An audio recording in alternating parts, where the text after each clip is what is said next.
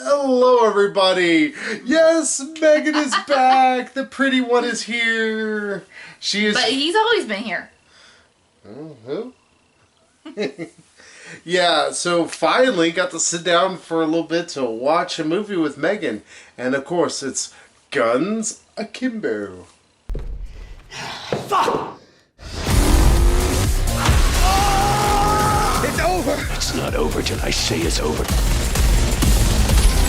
I wouldn't do that if I was you. You'll just end up blowing your damn face off. Then you'll still be depressed. Even more depressed, probably, because of your fucked up face.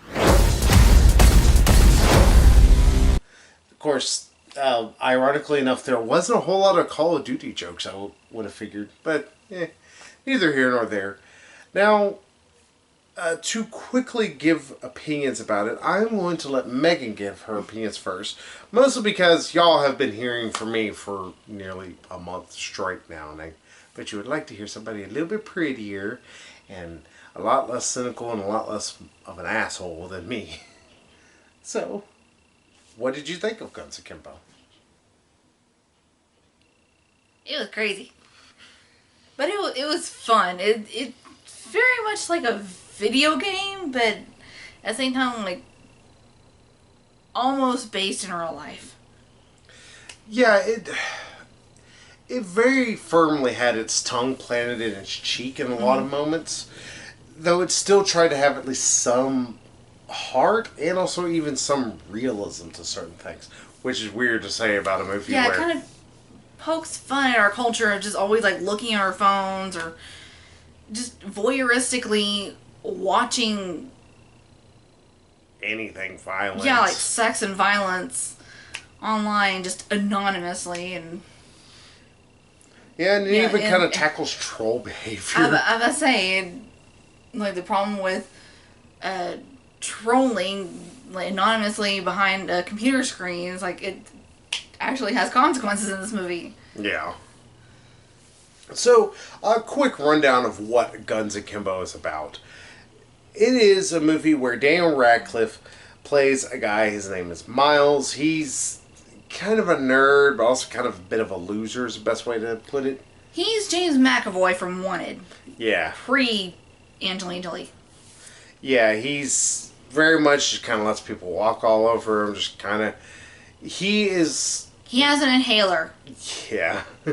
He's living his life simply because he must. It's not... Like, he doesn't know any other way to be. Yeah, he is just going forward through life because he just has to. Not because he has any drive, no passion, no energy, nothing. Which is understandable.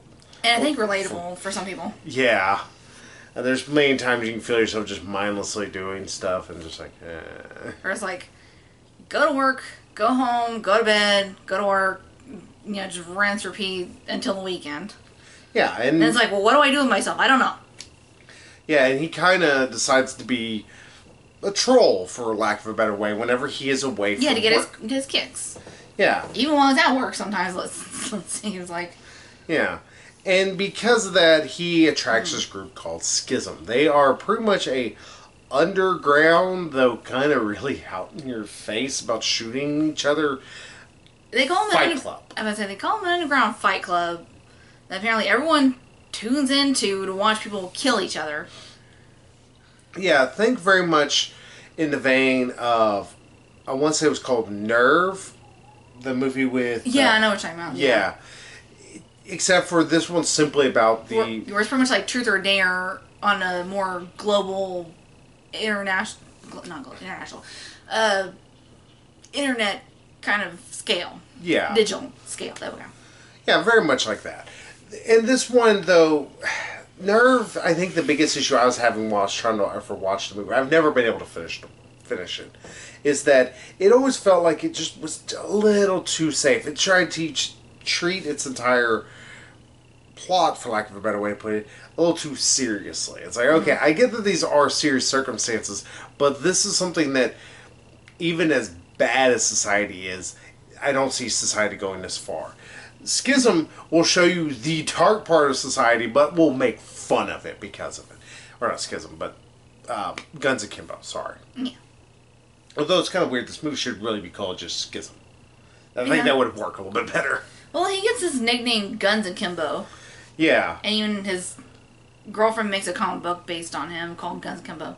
Yeah, ex-girlfriend. Well, yeah. And I also like even kind of that. They kind of poke fun at the entire hero trope mentality of the fact, the guy saves the day, Yeah, gets the girl. And it's like, no, he really... And he's like, it's not fucking Xbox achievement. It's like, alright, damn it, that was funny. It's actually really, really cute. Yeah, it's a story where a guy gets a girl like she's an Xbox. Words are hard. Especially whenever Megan's just been off camera so long. Fight me. Yeah, so you have Daniel Radcliffe. He's eventually... It's less of a fight club. It's more like a gladiator kind of arena. Like, yeah.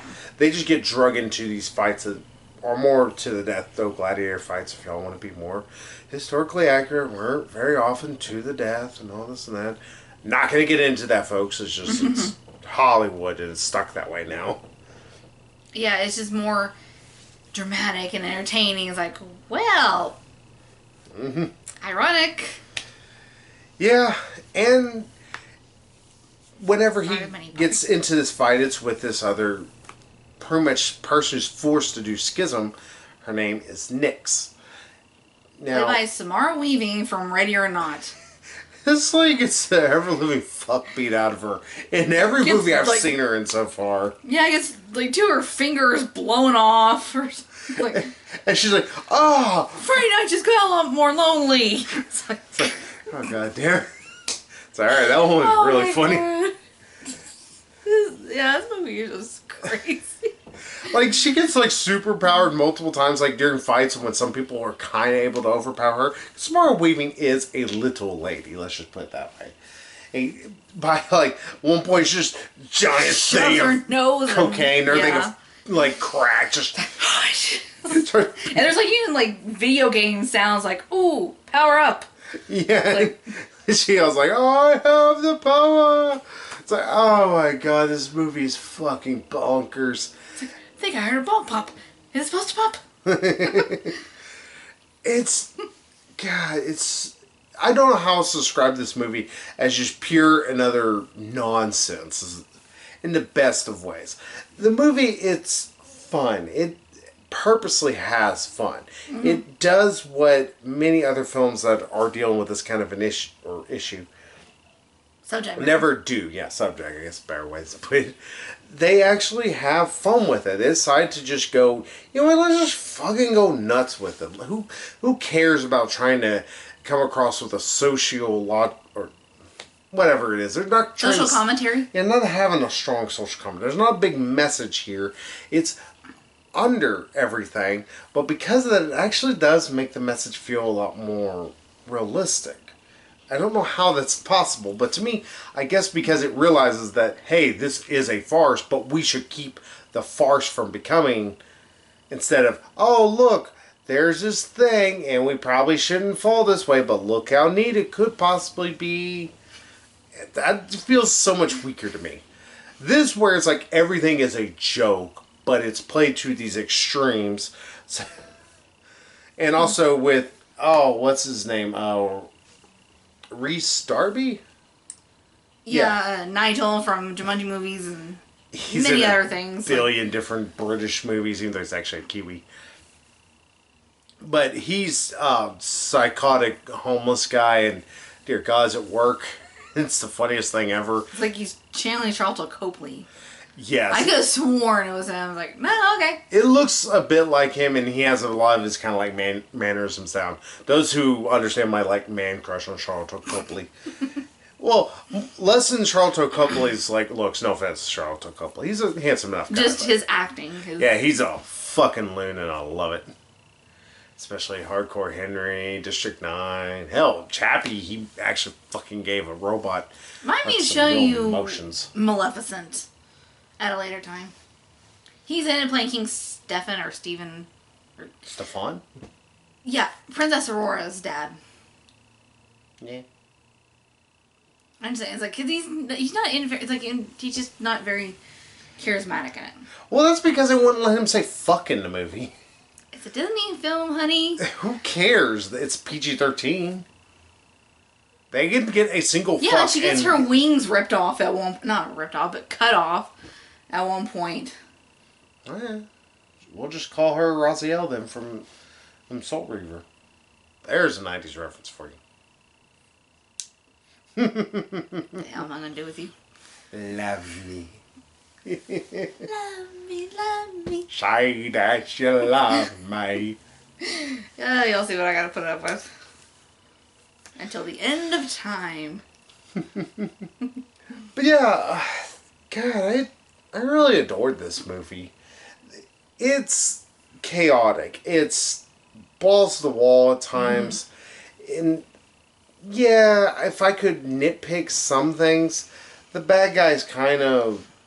He's psychotic, but I think that this was meant for a different actor. Yeah. What? I almost wonder, like, if they let him improvise his lines, because, like, he came off as appropriately psychotic at first, but then towards the end he started kind of, like, break down, and it's like, okay, you're not as strong as a villain as you originally were. It's like, what the hell happened? Yeah, this should have... I really think this probably was meant for... Oh, fuck, I can't remember his name now. It's going to bug me. Dude from Caligula. I can't remember his name and it's going to bug me. I don't know, but... Go ahead. What about you in terms of the acting? Because... Do you think it worked? Are you talking about Malcolm McDowell? Yeah, there we go. That's his name. I was about to look it up. Yeah, you could have seen Malcolm McDowell as this. Or Terrence Stamp almost kind of being just a little more just dry with it. It just, I think it would have worked a little bit better. But even then, it still strange enough worked. I still like the random ass henchman too. Like Fuckface? Yeah. Like Fuckface, who really didn't have anything to do, but his name was Fuckface. Because he wore this, like, BDSM, like, horse mask. Mm-hmm. And they hinted at what was underneath the mask. I was like, okay. And he's like, I'm curious now. Like, show, don't tell. Well, to be fair, if I'm not mistaken, the actual guy who plays him is fucking gorgeous. Mm-hmm. Yeah, it's this dude. I ain't pronounce his name. It's got lots in it. It's got a lot of mutts. He's Swedish, I'm pretty sure. If he's not Swedish, I will eat my hat. Or he's not, at least from, like Swedish or Danish or Scandinavian. Yeah, there you go. He's from the Scandinavian, yeah. I'm from Sweden, yeah. But you're wearing Lederhosen. I'm from Sweden, yeah. Sorry. Totally haven't seen that movie a time or two. We could probably quote death movies till we're blue in the face. Yeah, I don't know. It's like, even despite all, the little hiccups here and there, like, there's also a bit too much CGI blood, I guess, again, if I want to nitpick. But whenever it actually does decide to go with practical gore, it usually looks pretty damn good. And damn, it actually kind of feel for Miles throughout most of it, even though he's kind of a bit of a punk at times. Not really a punk, he's a loser. Yeah, he's just... Like, he's just kind of a everyday schmuck. It's like, ugh. It's like, I want to, stand up to my boss, and I want to have a better job, and a better life, but I don't know how to do that, and, he just doesn't have the balls to do that. Again, he's James McAvoy's character from Wanted. Mm-hmm. Oh, there's also a prosthetic penis for Daniel Radcliffe at one point. He's trying to pee. It is, like, why? Because I think everybody else wonders the same thing, and they see him in the trailers having issues trying to open doorknobs, drive cars and everything. How does he pee? Yeah, he eventually managed to figure out. It's like, you could have just showed him, like, the pee into the bowl like they did, but didn't have to go. And it showed him whacking his weenie. And like trying to like stuff. It was funny like, still. It's like, it was unnecessary. And it was like, oh my god. It still was funny. Well, think if it had been a woman and you ended up seeing her cooter in the middle of it because she was trying to figure out how to wipe with guns stuck to her hands. I just think it served no purpose, male or female. You know, some nudity, and at least let it be for the ladies. No, it really wasn't nudity. Again, it was a prosthetic, you could tell. Yeah. Either it had to hurt. I'll say it's very obviously a prosthetic. It's like, don't even try to make it look realistic. Not as bad as... Still will never forget about the whole issues with... from Antichrist. What's his name? Willem Dafoe? Yeah, Willem Dafoe. His, like, freakishly large penis, everybody said. So they gave him a prosthetic that was technically smaller. Yeah, that's the reason why they said that obviously wasn't his real dick you saw in the movie. Because they said it was big. It was, like, freakishly big. Yeah, I found a gif of him, like, dancing around naked when he was younger. Yeah, and you're like, why do you have that gif? You're going to scare him before you can even show it to him. It's like, you just be like, hi, I'm Willem Dafoe. Ah, wait, my dick's huge. You ever now and then wonder if he has to move his dick out of his way so that way he can tie his shoes? I think I'm going to break her before it's all said and done. Again, what the hell is wrong with you? What am I going to do with you? Love me. So, anything else you feel like saying about Guns Akimbo? Well, getting back to the social commentary. Yeah, there was a bit of a social commentary on, like, yeah, we need to stop being voyeurs, and we need, you know, like, if we're unhappy in our lives, you know, actually do something about it. But it was subtle. It was layers, like, just kind of making fun of these people, these kind of people. Yeah. But there was also a bit of, like, there were a couple times where it took itself seriously. Where it's like, okay, this is not like a video games, like no respawns, no, you know, power-ups or anything. It's like, this is real life, you know, you die, you die. You dead, you dead. But at least, like I said, I just enjoy a movie that it's willing to take itself seriously when it needs to, but it's still willing to have more Yeah, but then, fun. like, go balls to the wall. Like, you still just love that one line. It's like, I don't like Walking Dead. It's too violent. Dude, you kill people for a living. So, you think a cook goes home and watches Master Chef? Cracked me the fuck up. It's like, My ass off at that for a while. But yeah, I think to get on a bit of a rambling rant that I promise you it's going to connect somewhere. This just kind of ties back to my entire issue with the DCEU, at least from the worst of the movies. They don't want to have fun. They don't want to have enjoyment. They want to have this dark, dour, need to be real. Real is real. and gritty. Yeah, and they don't realize, like, you're talking about a dude who dresses up like a fucking bat to scare criminals, and another dude who goes out in spandex and goes and jumps real high and flies and punches things really hard. You ain't getting that super serious. It's okay to be silly. And it's okay to have a little fun. It's okay to tell a joke where it actually fits. Like people getting upset with Batman cracking jokes and, what was it, Justice League? yeah, and I actually kind of like some of the jokes. It's like, yeah, definitely some bleeding. Yep, definitely bleed. I definitely bleed. It's like, all right, damn it, that's funny. Oh, I guess it just seems so funny coming out of Ben Affleck's just I don't give a shit tone. And always I picture the Ben Affleck meme of him just staring off into space, realizing, oh my god, I am so much better than this during the Batman v Superman interviews. It's like, god damn it.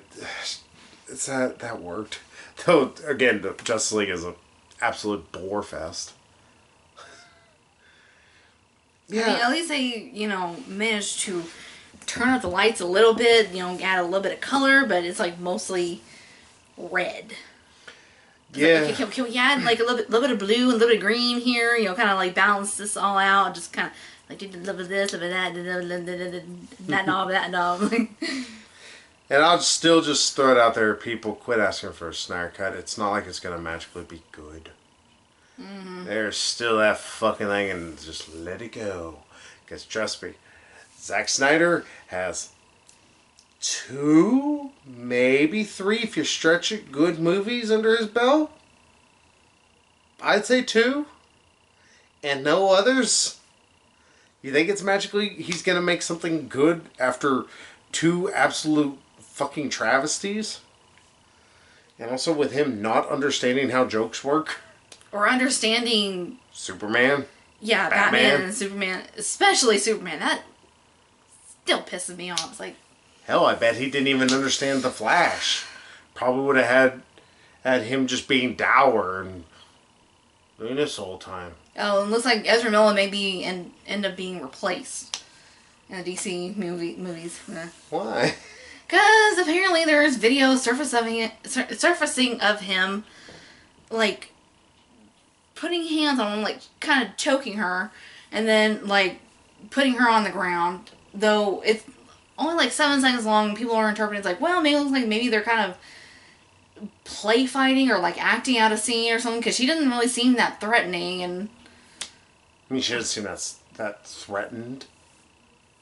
Well, that too, but also, like, it seemed like he was getting pissed, like she was trying to start a fight with them, because apparently he says, like, oh, you want to fight, you want to go, that's what you want to do, before he puts his hands on her. And people are getting so outraged, like, okay, we don't know the whole story. Well, maybe that means they'll also take, like, that shitty Harry Potter secondary universe out back and put 2 in its head. Yeah, he's the lead of the entire thing, technically. Next to Mumblemouth. Let's see. Eddie Redmayne, open your mouth.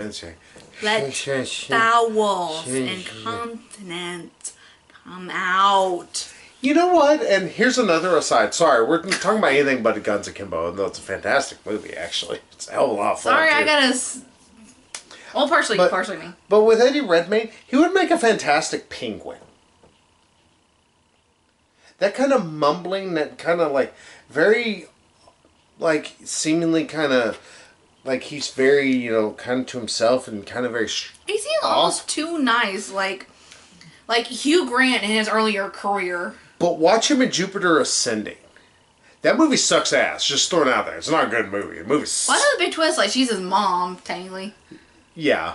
Take the kiss. Oh, boy. Well, she's, like, reincarnated of his mom or something like that. Doesn't matter. Doesn't make it any better. It's like, okay. What the... Wachowskis are weird fucking people. Just throwing it out there. But yeah. But Eddie Redmayne screaming in that would really set the tone for a good penguin character. Because at that point, you know, because you have that thing, and they just start screaming at you for no fucking good reason. It's like, alright, there we go. We got the penguin. Hell, he would at least be a decent or a better Joker than in Mr. Skinny Buddy. Which one, Jared Leto or Joaquin Phoenix? Joaquin Phoenix. Is it bad that now I really think Jared Leto's Joker was better than Joaquin Phoenix's? Yeah, and his wasn't even good. I would say his was shit performance, like, and yet somehow he tops Joaquin Phoenix, whatever the fuck that was, and not Joker. Like, such what? A bad movie. Yeah, it's like I don't get the acclaim for it. Down here, but hey, we're talking about anything but a Guns Akimbo. Yeah, if you want to get slightly negative about anything, like I said, the main bad guy's kind of one note. He feels like he might have been a different actor or something like that originally. Yeah, he kind of falls apart towards the end. Like, he's not... But he's still at least charismatic enough that I still wanted to see him get his ass kicked.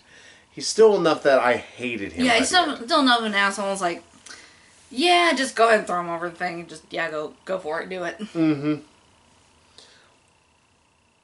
And also, God, Daniel Radcliffe and Samara Weaving, they actually really carry this movie. They actually make it as interesting, as chaotic as it can be. Daniel Just Radcliffe, having fun with it. it's almost like Samara Weaving, like her. It's like her performance almost makes me think of like the end of Ready or Not, where like she's just fed up with all the people trying to kill her, trying to sacrifice her, and just like starts cracking and just starts cracking up. Mm-hmm. Over things that people probably shouldn't be cracking up at. Like her in-laws just blown up. Fuck. Like, lady, what happened here? In-laws. And bang. But yeah, if you have the want to see Guns Akimbo or you have the time to watch it, Lord knows we all still have the time technically. Mm-hmm. Go fucking watch Guns Akimbo. It's actually a fantastic movie. It's actually cheaper to rent than Trolls World Tour. I still haven't figured that one out yet. Yeah, if you want a final score on this, I will actually give mine first. Because I kind of waffled here or there, I will say. I almost wanted to give this a 9 because I'm like, the villain does have its problems. And there is a little bit of that CGI blood that I get a little annoyed with. But it never detracted from the movie enough that I was like, this is too terrible, not the greatest. 1 star out of 10. No. It's a fucking 10. It's a fun ass flick that you're just gonna sit there and enjoy the hell out of yourself. You're gonna cringe at moments that will make you cringe. You'll laugh your ass off at moments you're supposed to laugh at. You'll pump your fist up in the air or whenever somebody decides to snort a bunch of cocaine and kill some bad guys. You're gonna fucking enjoy it, in my opinion, personally. What about you? I have to give it a 9. The prosthetic, as gratuitous as it is, it does not detract from my enjoyment. And I do enjoy the fact, like, this movie goes kind of balls to the wall, batshit insane. Just, like, okay, let's go for it, let's, guns, and, all this stuff, just throwing it in there, blood, and brain pieces, face pieces. Face pieces. Yeah, like... Chunks. Yeah, chunks of people, like, getting shot onto Daniel Radcliffe's face, like... Daniel Radcliffe gets so fucked up in this movie. Yeah. It's like, it's not afraid to go for the blood and the gore, but it's not... It doesn't feel hollow, ever. It feels like it's still it's like something it's there. not. It doesn't feel gratuitous. It doesn't feel like it's there just for the sake of blood and gore and an R rating. And there's plenty of bombs to be had. There's the prosthetic penis. There's one scene liberal drug use. There's one scene where he kind of like vomits after waking up with the guns on his hands. Which is kind of understandable. I was like, okay, I'm kind of eating, like, that's kind of, okay, there we go, okay, we're done. It's like, it's all, like, balls to the wall, insane. It's just the villain kind of fell apart towards the end. Like, that's probably the only thing that kind of detracted from my enjoyment. Yeah. And it's like, I kind of wish for a stronger villain, but, like, he was strong enough. It's like, okay, we're rooting against this guy. We're rooting for him to just fall off a roof. Yeah. Well, you know who also would have been really cool in this? Jason Isaacs. Yes, it's like, he is very good at playing bad guys, or at least assholes. And it would be funny seeing Jason Isaacs going up against Harry Potter again. And hopefully kill that little shit. But hey, that's our review of Guns Akimbo. There will probably be something next week. Don't know what it's going to be. Literally, we're going through these next few weeks as we'll watch this. Just to give you all a timeline of what we're kind of looking at. Like, everything has been so pushed back, shuffled around, that it looks like the newest thing we're going to see, I believe, is going to be Soul in June. Fuck me. First off, that's the movie I get to look forward to. Yay. And more importantly, June. Fuck.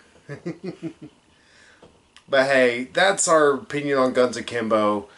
Oh, go check it out. We both will say it's actually a fun ass flick to see. Though, just make sure, stay safe, wash your hands, and quit putting it in your butt.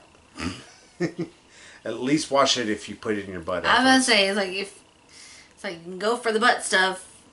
That's fine. Just wash your hands afterwards. Wash your damn hands.